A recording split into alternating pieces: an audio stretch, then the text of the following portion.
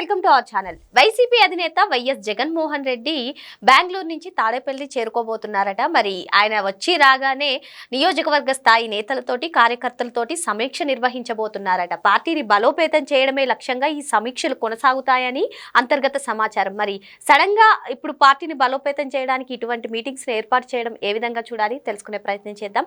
దీన్ని విశ్లేషించడానికి మనతో పాటుగా ఉన్నారు senior journalist doctor Vadlamani Kanakadurga గారు. నమస్తే మేడం. నమస్తే అండి. జగన్మోహన్ రెడ్డి ఒక కీలక నిర్ణయం తీసుకున్నారంటే మేడం, వారానికి ఒకసారి పార్టీ నేతలతోటి కార్యకర్తలతోటి సమీక్ష నిర్వహించాలి, పార్టీని బలోపేతం చేయడమే దీని లక్ష్యం అని చెప్పి ఆయన అనుకున్నారట. ఇటువంటి నేపథ్యంలోనే ఇప్పుడు బెంగళూరు నుంచి తాడేపల్లి చేరుకోబోతున్నారట. వచ్చి రాగానే కార్యకర్తలతోటి నేతలతోటి సమీక్ష నిర్వహిస్తారట. అసలు ఈ సమీక్షను ఏ విధంగా చూడాలంట? అసలు ఆయన నాకు ఒకటి చెప్పండి, యలహంకలో ఎందుకుంటాడు? ఆయన ఆంధ్రప్రదేశ్ కదా ముఖ్యమంత్రిగా పనిచేశాడు. ఇప్పుడు ఆయన లెక్క ప్రకారం ఆయన తాడేపల్లిలో కదా ఉండాలి. అంటే అక్కడ ఏముంది? యలహంకలో ఆయనకి ఏముంది?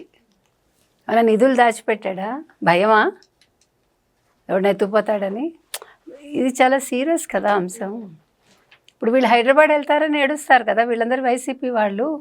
చంద్రబాబు నాయుడు ఎందుకు వెళ్తారు, లోకేష్ ఎందుకు వెళ్తారు, పవన్ కళ్యాణ్ ఎందుకు వెళ్తారు, మరి మీ నేత ఎందుకు యలహంకలో ఉంటారు? సమాధానం చెప్పమానండి. ఈ ఖర్చు అంతా ఎవడు పెట్టుకుంటాడు? ఎక్కడి నుంచి వస్తున్నాయి డబ్బులు మీకు?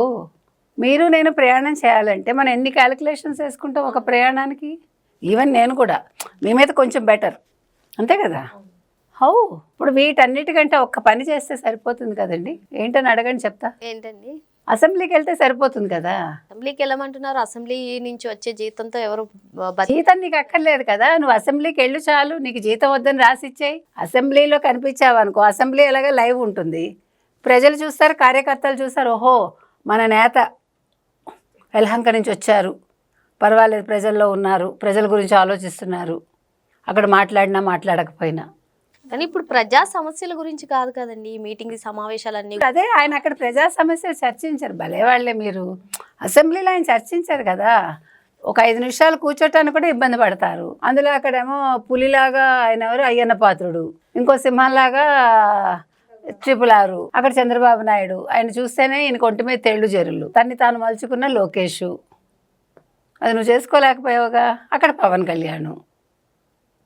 5గురి మధ్యలో ఆయన. ఒక్కసారి ఊహించుకోండి ఎట్లా ఉంటుందో. అసలే అంతంత మాత్రమైన మనిషి. నేను చెప్తున్నది ఏంటంటే ఇంత డబ్బులు తగలేస్తే బదులు ఇప్పుడు ఏం మాట్లాడతాడు రేపు?